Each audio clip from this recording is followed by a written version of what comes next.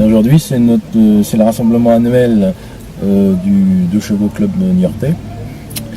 On attend une trentaine de voitures. Et donc cette année, on a eu l'autorisation de la mairie de Niort de pouvoir s'installer et partir de la place du donjon. La mairie nous a obligés à mettre des cartons pour éviter qu'il y ait une goutte.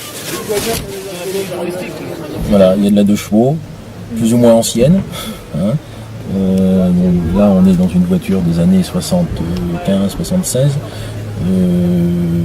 La plus ancienne, je pense, va venir de La Rochelle.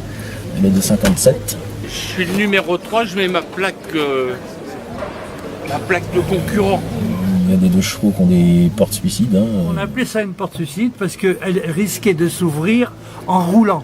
Et on risquait d'attraper quelqu'un ou alors de tomber de la porte. Et ça m'est arrivé avec ma première 2 chevaux à Angoulême. Et heureusement, il n'y avait personne sur le trottoir à ce moment-là, autrement je ramassais. Il y a des 2 chevaux qui ont le petit moteur. Hein.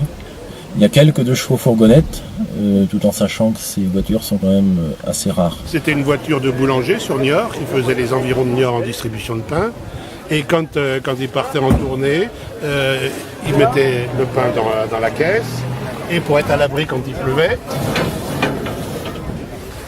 ils tiraient ça et ça leur permettait de donner le pain.